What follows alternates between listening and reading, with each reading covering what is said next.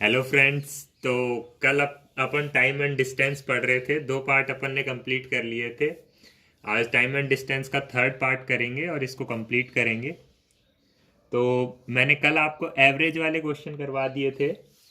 Average में मैंने वो वाले क्वेश्चंस करवाए थे जिनमें आपको डिस्टेंस सेम दे रखी हो।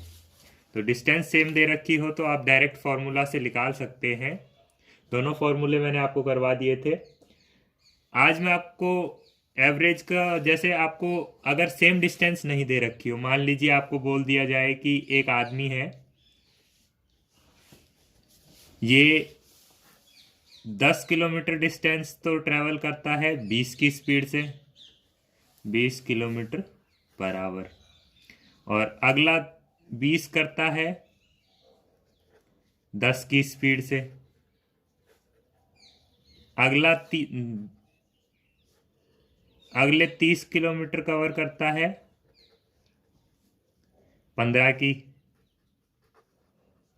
ऐसे आपको कितने भी दे दिए जाए, तो जब आपका डिस्टेंस अलग अलग होगा, इसमें इस यहाँ 10 किलोमीटर है या 20 है या 30 है, तो आपको एवरेज कैसे निकालनी है।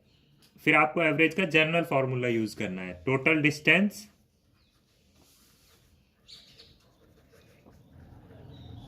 Upon total time.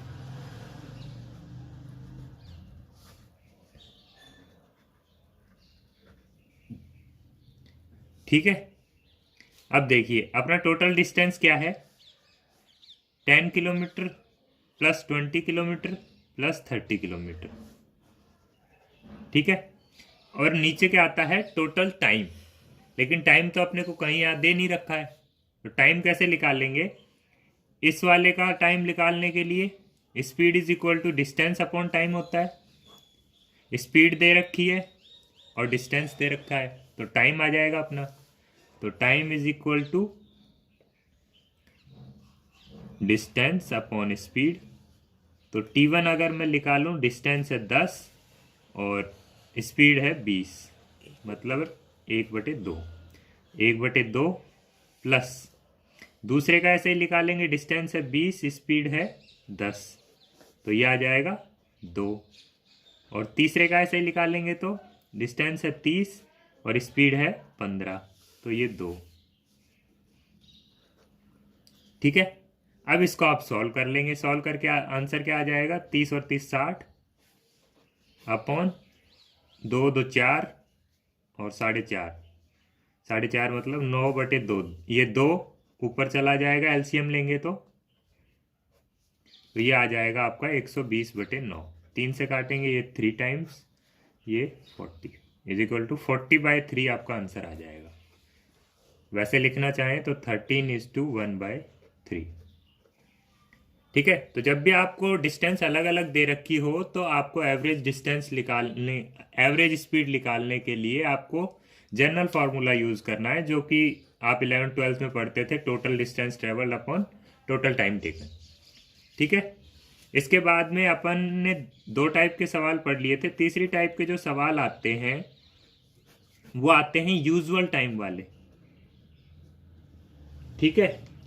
जिसमें मैं आपको सवाल के माध्यम से ही समझाता हूं। जैसे सवाल आपकी स्क्रीन पे दिख रहा होगा, जिसमें आपको बोला गया है कि एक पर्सन है जो कि अपने यूजुअल स्पीड से 6/7 से अगर जाए तो वो 24 मिनट लेट पहुंचता है।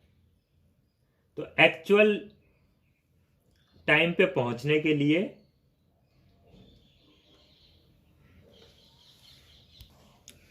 तो इसमें आपको बोला गया है कि वो जब अपनी स्पीड के 6/7 से जाता है तो उसको 24 मिनट लेट पहुंचता है।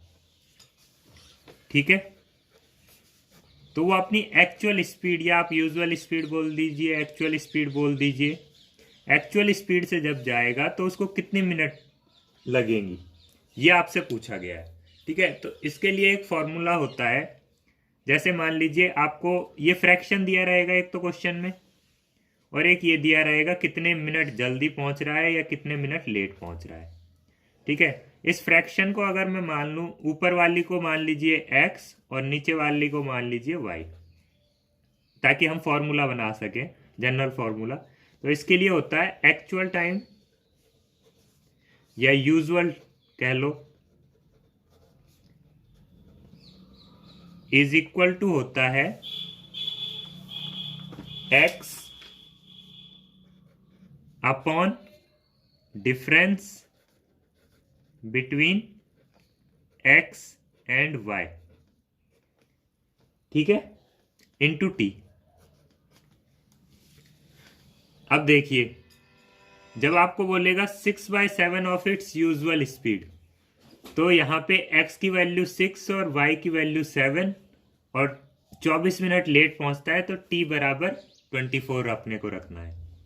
ये क्वेश्चन कई बार ऐसे की ऐसे पूछ लेता है, तो आपको कुछ नहीं करना होता, डायरेक्टली आपको फॉर्मूले में रखना होता है और वैल्यू निकाल के बतानी होती है।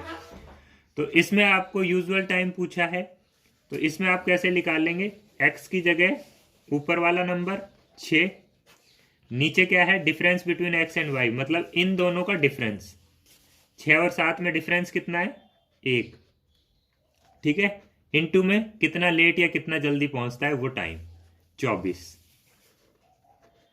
तो उसका यूजुअल टाइम क्या हो जाएगा, 24 × 6 मतलब 144 मिनट। ये 24 मिनट में था, तो ये भी मिनट में आएगा, ठीक है। ये क्वेश्चन आपको डायरेक्टली ऐसे ही पूछता है, तो इसके लिए आपको ये फॉर्मूला आपको याद रखना है, ठीक है। इसके बाद में एक और टाइप के सवाल आते हैं जो आपको डायरेक्टली फॉर्मूला बेस पे आप करेंगे तो आपको इजी पड़ेंगे, बाकी कॉन्सेप्चुअली आप जाएंगे तो वो बहुत ही लेंथी सवाल हो जाते हैं। वैसा सवाल मैं आपको एक करके बताता हूं, जैसे क्वेश्चन आपकी स्क्रीन पे होगा, 2 men start from Jaipur and Punjab. यहां से मान लीजिए ये जयपुर है और ये पंजाब है, ठीक है। यहां से एक आदमी स्टार्ट करता है वॉक करना और एक यहां से, ठीक है, towards each other with A speed of 9 and certain respectively, मतलब इसकी तो स्पीड दे रखी है 9 km/h और इसकी अपने को दे नहीं रखी, ठीक है। और क्या बोल रखा है, after meeting they complete their journey in 4 hours and 9 hours respectively, मतलब मान लीजिए यहां आके वो दोनों मिल गए, ठीक है। इसके बाद में ये यहां से चला, ये यहां से चला, दोनों आके यहां पे मिल गए और ये इधर पंजाब चला जाएगा फिर उसके बाद में, और ये इधर जयपुर आ जाएगा, ठीक है। तो इसमें बोला गया है कि मिलने के बाद में ये वाला जो पर्सन है, ये मिलने के बाद में 4 घंटे में पंजाब पहुंचता है, और ये वाला जो पर्सन है ये मिलने के बाद में 9 घंटे में जयपुर पहुंचता है। मिलने के बाद में, ये आप ध्यान रखिएगा, इन सवालों में जब भी आपका ये सवाल पूछा जाएगा तो आपको क्वेश्चन में दिया जाएगा आफ्टर मीटिंग, मतलब मिलने के बाद का समय दिया जाएगा, उसी में आपको ये फॉर्मूला यूज करना है। इसके लिए फॉर्मूला जो है वो है SA अपॉन SB बराबर √TB अपॉन TA। अब ये SA SB TB TA है क्या, ये है ऐसे मतलब A की स्पीड, SB मतलब B की स्पीड, TB मतलब T के द्वारा मिलने के बाद कितना टाइम लग रहा है, और TA मतलब मिलने के बाद A को कितना टाइम लग रहा है, ठीक है। तो कोई से को भी आप A मान लीजिए इसको मैंने A मान लिया, इसको मैंने B आदमी मान लिया, ठीक है। तो ऐसे अपने को दे रखा है 9, SB अपने को दे नहीं रखा, चलो X मान लेते हैं, कुछ भी नहीं दे रखा तो √TB क्या दे रखा है, B को कितना टाइम लगता है, 9 घंटे मिलने के बाद में, और TA क्या दे रखा है, मिलने के बाद में इसको कितना टाइम लगता है, 4 घंटे, ठीक है। अब अपने को क्या निकालना है, इसकी स्पीड निकालनी है B वाले की, तो यहां से अपन इसको सॉल्व करेंगे, 9/x इज इक्वल टू, ये अंडर रूट से बाहर आएगा तो 9 का 3 और 4 का 2, ठीक है। ये 3 से 3 टाइम्स, तो x is equal to cross multiply करेंगे तो 6। तो इसकी स्पीड क्या आ जाएगी, b की स्पीड आ गई 6 किलोमीटर पर आवर, ठीक है। ये आपको उन्हीं सवालों में लगाना है जब आपको मीटिंग के बाद कितने समय में पहुंच रहे हैं ये वाला टाइम दे रखा हो। इसको अगर आप यूजुअल मेथड से करेंगे तो बहुत लंबा हो जाता है सवाल, इसीलिए शॉर्टकट मेथड बनाया गया है, ठीक है। अब इसके बाद अपन चलते हैं, इस टाइप के सवाल अपने पूरे हो चुके हैं टाइम एंड डिस्टेंस के। अब अपन चलेंगे बोट एंड स्ट्रीम वाले सवालों पे, नदी और नाव वाले सवालों पे, ठीक है। नदी और नाव वाले सवालों में एक्चुअली में तो फॉर्मूला कुछ एक भी नहीं होता है, सिर्फ अपना वही फॉर्मूला है, speed is equal to distance upon time. लेकिन फिर भी कई लोगों को फॉर्मूले से ही ज़्यादा आसान लगता है, वैसे समझ में नहीं आता है, तो मैं फॉर्मूला भी आपको लिखवा दूंगा। बाकी दोनों टाइप से मैं आपको सवाल करवाऊंगा, कॉन्सेप्ट से भी और फॉर्मूला से भी, ठीक है। तो ये मान लीजिए आपकी नदी है, ठीक है। इसमें आपको एक तो ये दिया रहेगा नदी की स्पीड क्या है। मान लीजिए ये इधर से इधर बह रही है तो इसकी स्पीड दी रखेगी, और दूसरी आपको दिया रखेगा कि ये नाव है। कई बार वो कहेंगे कि ये नदी में चल रही है, कई बार वो कहेंगे कि ये स्टिल वाटर में, मतलब ठहरे हुए पानी में, मतलब तालाब वगैरह में या कैसे भी, मतलब पानी बह नहीं रहा है उसके अंदर चल रही है, ठीक है। अब मान लीजिए आपको इसकी स्पीड दे रखी है x नदी की, और इसकी स्पीड स्थिर वाटर में, स्टिल वाटर में, मतलब रुके हुए पानी में, इसकी स्पीड दे रखी है y, ठीक है।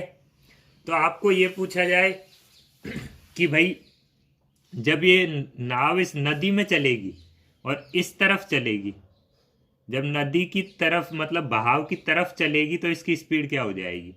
तो आपको पता है ये इसकी खुद की स्पीड तो क्या है, y है, और नदी भी इसको जो धकेलेगी इसी तरफ, तो नदी की स्पीड और जुड़ जाएगी इसमें, तो इसकी स्पीड क्या हो जाएगी x प्लस वाई, अगर ये इधर चलेगी तो, ठीक है। और आपको अगर बोला जाए नदी के बहाव से विपरीत चलेगी तो क्या होगा, ये नाव तो इधर चलेगी y से, एक नदी के बहाव के विपरीत, मतलब नाव तो इधर चलेगी y से और नदी इसको धकेलेगी x से इधर, तो इसकी नेट स्पीड क्या हो जाएगी y माइनस एक्स, ठीक है। ये आपका आंसर हो जाएगा। अब देखिए मैं क्वेश्चन लेके आपको समझाता हूं। जैसे क्वेश्चन नंबर 1 आपकी स्क्रीन पे दिख रहा होगा, जिसमें आपको बोला गया है 70, हाँ, एक पर्सन है जो कि 10 किलोमीटर पर आवर से अपनी बोट को चलाता है स्टिल वाटर में, और नदी की स्पीड आपको दे रखी है 5 किलोमीटर पर आवर। तो speed of man with water, मतलब नदी के बहाव की तरफ अगर वो नाव चलाए तो स्पीड क्या होगी। अब देखिए स्टिल वाटर में मतलब जब पानी रुका हुआ था तब उसकी स्पीड कितनी दे रखी है 10 किलोमीटर पर आवर, और नदी की स्पीड कितनी है 5 किलोमीटर पर आवर। तो अब वो नदी की डायरेक्शन में ही अगर चलाएगा नाव को तो उसकी खुद की 10 और नदी की 5, मतलब टोटल उसकी स्पीड हो जाएगी 15 किलोमीटर पर आवर, ठीक है। यही पूछा था। ऐसे ही दूसरा सवाल अगर हम लें तो इसमें पूछा गया है the speed of boat in still water is 14। आपको स्टिल वाटर में स्पीड दे रखी है 14 किलोमीटर पर आवर, और नदी की स्पीड दे रखी है 3 किलोमीटर पर आवर, ठीक है। और आपसे पूछा गया है अप स्ट्रीम अगर वो चले, नदी के बहाव से विपरीत अगर वो चलेगा तो उसकी स्पीड क्या होगी। अब देखिए वो खुद तो चलेगा इधर 14 से, लेकिन नदी उसको ले जाएगी इधर 3 से, तो उसकी नेट स्पीड क्या आ जाएगी 14 माइनस 3, मतलब वो इधर चलेगा 11 किलोमीटर पर आवर से। ठीक है, ये हो गए आपके सिंपल सवाल। अब आपको कई बार क्या करता है, आपको इसमें तो नदी की स्पीड दे रखी थी और बोट की स्पीड दे रखी थी। आपको कई बार देता है कि नाव की जो स्पीड है वो बहाव की तरफ तो ए है और बहाव के विपरीत बी है। तो आपसे नदी की स्पीड पूछ लेगा, आपसे बोट की स्पीड पूछ लेगा, ये आपसे पूछ लेगा। बहाव के तरफ ए और बहाव के विपरीत बी, ये आपको दे देगा। जैसे मैं क्वेश्चन के माध्यम से ही आपको समझा देता हूँ।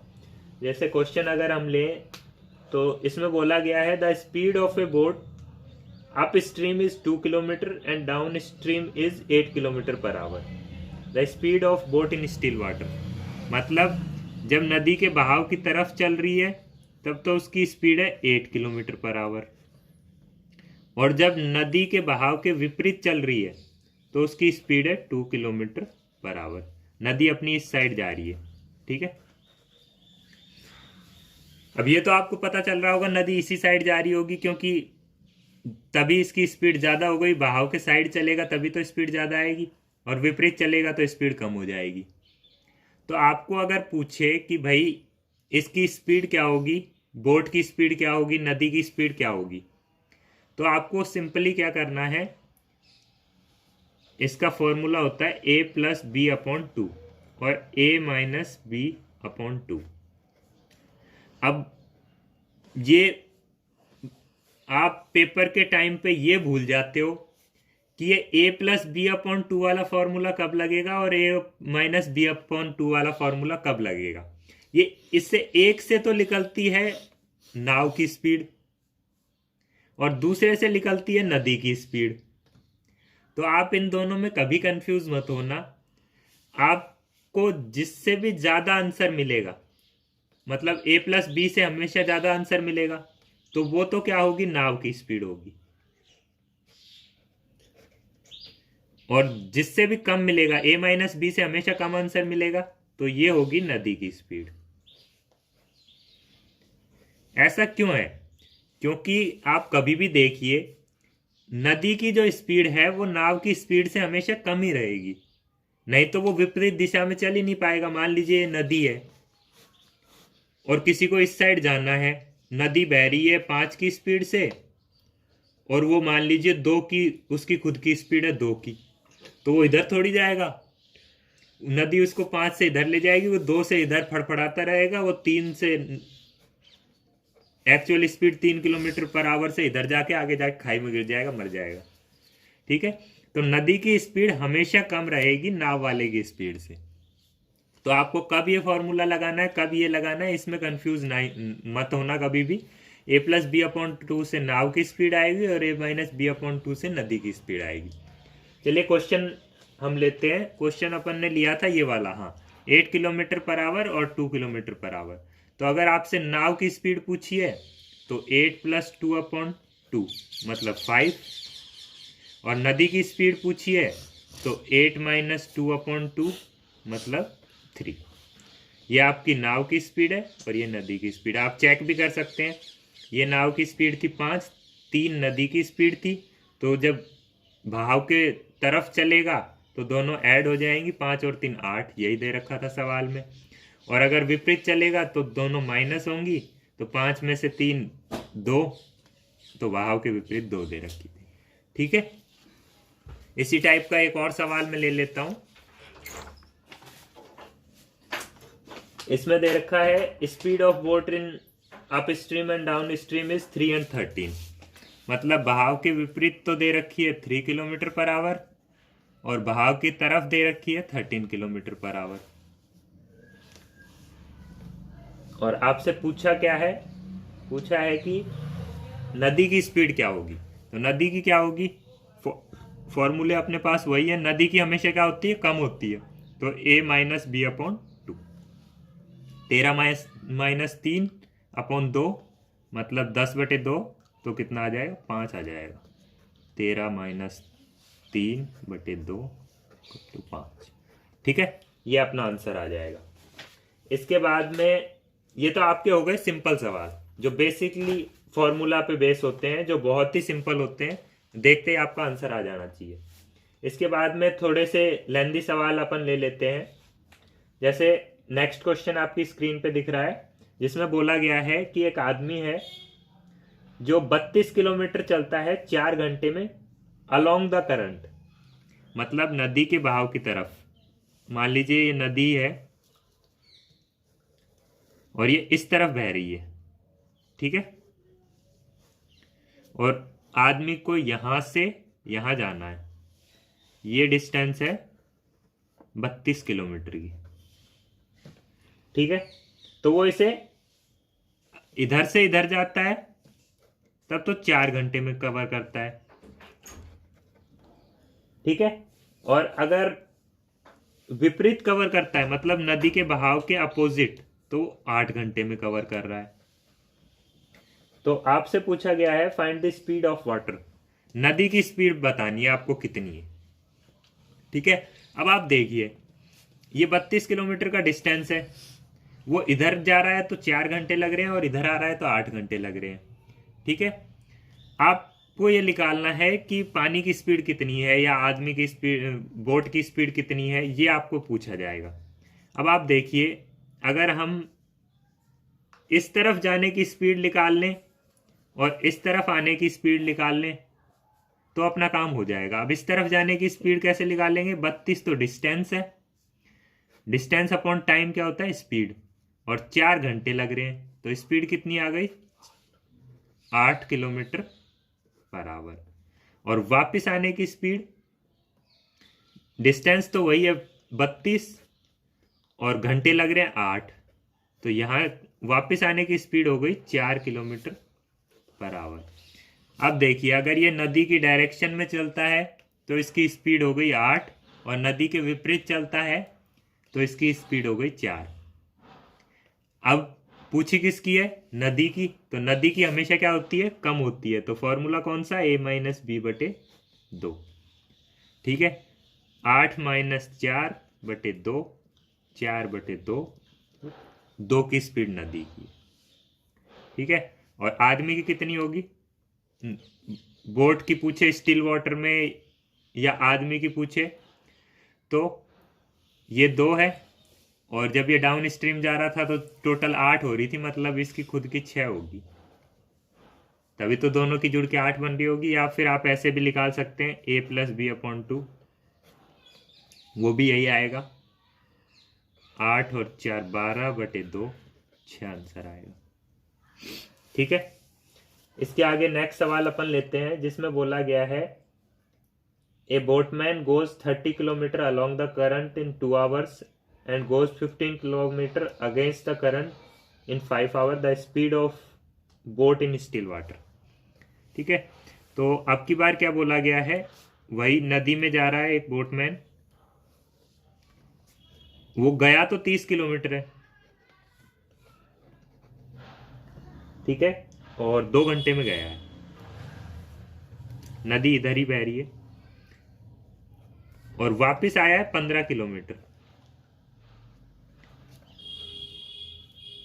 और कितने घंटे लगे हैं उसको 15 किलोमीटर में, 5 घंटे, ठीक है। तो अपने को निकालना है कि बोट की स्पीड क्या होगी स्टिल वाटर में। तो फिर से वही करेंगे, अपन दोनों की स्पीड निकाल लेंगे। जब वो इस तरफ गया, मतलब नदी के बहाव की तरफ, स्पीड कितनी आएगी, 30 किलोमीटर गया, 2 घंटे में गया तो 15 स्पीड आ जाएगी। और नदी के बहाव के विपरीत स्पीड क्या आएगी, 15 किलोमीटर चला है और 5 घंटे में चला है, तो स्पीड कितनी आ जाएगी, 3 किलोमीटर पर आवर। ये तो नदी के बहाव की डायरेक्शन में, और ये नदी के बहाव के विपरीत। अब पूछा क्या है, स्पीड ऑफ बोट, मतलब बोट की स्पीड पूछी है स्टिल वाटर में, तो बोट की हमेशा ज़्यादा होती है, तो फॉर्मूला कौन सा है, a+b/2, ठीक है। 15 और 3 18/2, तो 9 किलोमीटर पर आवर, ये आपका आंसर हो जाएगा, ठीक है। इसके अलावा और अच्छे सवाल मैं ले लेता हूं, ठीक है। नेक्स्ट क्वेश्चन आपकी स्क्रीन पे दिखाई दे रहा होगा, जिसमें बोला गया है the speed of A swimmer in still water is 5 kilometre per our. एक तैरने वाला इंसान है जिसकी स्टिल वाटर में, मतलब रुके हुए पानी में, तो स्पीड है 5 किलोमीटर पर आवर। उसके बाद में बोला गया है and rate of current is 1 kilometre per our. और नदी का बहाव की स्पीड कितनी दे रखी है? 1 किलोमीटर पर आवर। ठीक है। The swimmer takes 2 hours more to cover the certain distance upstream then to cover the same distance downstream, find the distance. ठीक है। तो उसमें इसमें बोला गया है कि अगर वो इधर जाता है और वापस इधर आता है तो उसको मान लीजिए वो यहां से लेके और यहां तक जाता है और नदी बह रही है इस साइड में, इस साइड में बह रही है 1 किलोमीटर पर आवर से। ठीक है। तो वो इधर जाएगा तो उसको टाइम कम लगेगा और वापस आएगा तो टाइम ज्यादा लगेगा। ठीक है। अब ये बोला है कि उसको 2 घंटे ज्यादा लगते हैं अगर वो विपरीत डायरेक्शन में स्विम करता है, तो विपरीत डायरेक्शन में तैरता हुआ आता है तो, और ज्यादा लगने भी चाहिए क्योंकि नदी इस तरफ बह रही है और वो तैर के इस तरफ आ रहा है, तो 2 घंटे उसको ज्यादा लग रहे हैं। अपने को ये निकालना है कि ये डिस्टेंस कितना है।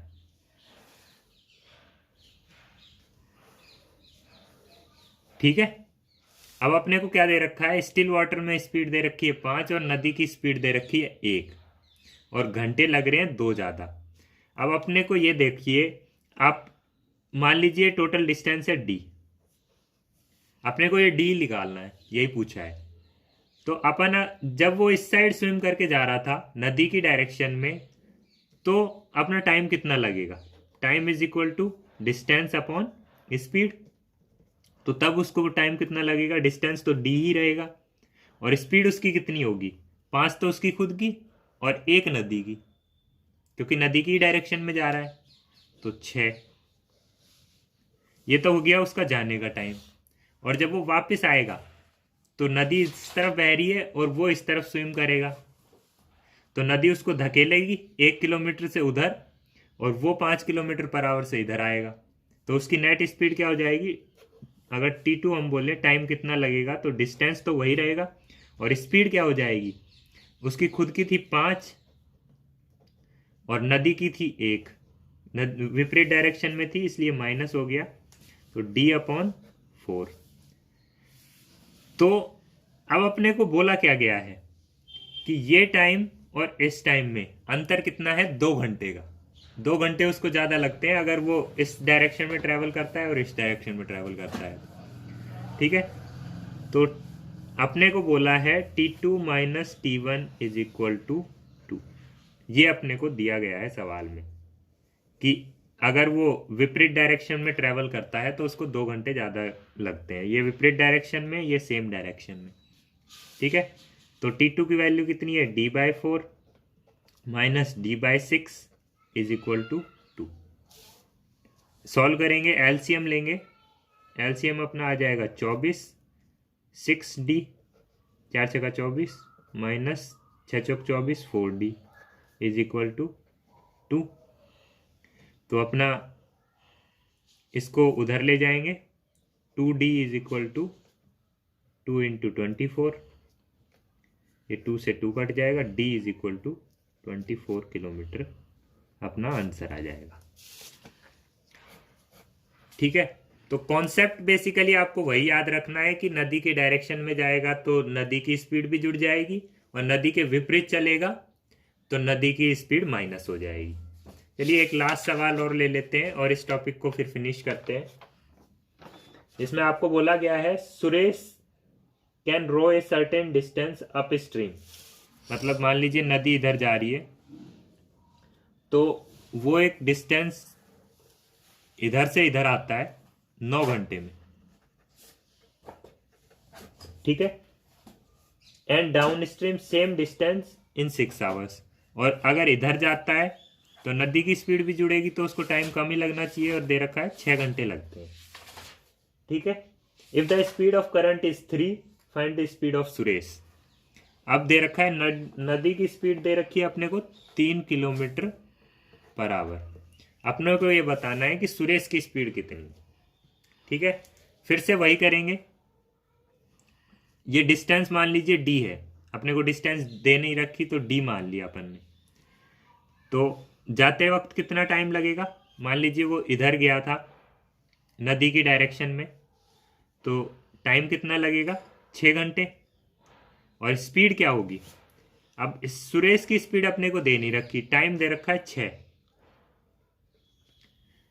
जब वो इस तरफ जाएगा तो नदी की स्पीड 3 और सुरेश की भी जुड़ेगी। तो सुरेश की स्पीड मान लीजिए मैंने ऐसी मान ली क्योंकि अपने को दे नहीं रखी, ठीक है। तो 6 बराबर, ये तो हो गया time is equal to distance upon speed. Speed कितनी होगी, नदी की प्लस सुरेश की। ये तो हो गया जब वो नदी के बहाव की तरफ जा रहा था, ठीक है। और दूसरी तरफ जब वो विपरीत आ रहा था तो टाइम उसको लगेगा 9 घंटे। Time is equal to distance same ही रहेगी, D is distance upon speed. Speed क्या होगी अब की बार, सुरेश की माइनस नदी की, क्योंकि वो विपरीत डायरेक्शन में आ रहा है, तो S-3, ठीक है। अब ये देखिए अपने पास आ गया d is equal to 9 into S-3, और यहाँ क्या आ गया, d is equal to 6 into S+3, ठीक है। ये भी d है, ये भी d है, दोनों को बराबर रख सकते हैं। तो 6 into S+3 is equal to 9 into S-3। Solve करेंगे, पहले तो काट लीजिए इसको, 3 2 जा 6 और 3 3 जा 9। तो ये 2 अंदर मल्टीप्लाई होगा, 2S + 6 is equal to 3S - 9। ये इधर जाएगा, ये इधर आ जाएगा। S इज इक्वल टू 9 से 15 किलोमीटर पर। यही पूछा था, सुरेश की स्पीड अपने से पूछी थी, तो सुरेश की स्पीड कितनी आ गई, 15 किलोमीटर पर आवर, ठीक है। तो कॉन्सेप्ट सिर्फ एक ही है, इसमें फॉर्मूले आपको ज़्यादा लर्न नहीं करने हैं। फॉर्मूला इस पूरे चैप्टर में ही आपका मेन फॉर्मूला होता है, speed is equal to distance upon time. यही फॉर्मूला आप यूज करके सब कुछ निकाल सकते हैं। बस आपको अलग अलग तरीके का सवाल दिया जाएगा, कभी आपको डिस्टेंस नहीं दिया जाए तो आप डी लिख सकते हैं, टाइम नहीं दिया जाए तो उसको टी मान लीजिए। ऐसे करके आप सारे क्वेश्चंस कर सकते हैं। बेसिकली इसमें ज़्यादा फॉर्मूले आपको याद नहीं करने हैं। एक मैंने आपको फॉर्मूला बताया यूजुअल टाइम का, एक मीटिंग के बाद में इतना टाइम लग रहा है वो फॉर्मूला आप याद रखना। एक आपको बताया था कि वो इतने की स्पीड से जाता है तो इतना मिनट लेट पहुंचता है, इतने की स्पीड से जाता है तो इतना मिनट लेट पहुंचता है, वो वाला फॉर्मूला। बस ये 3 फॉर्मूला हैं जो आपको याद रखने हैं, बाकी ये स्पीड वाला तो आपको याद रहता ही, ठीक है। इसी के साथ अपना ये टॉपिक खत्म होता है।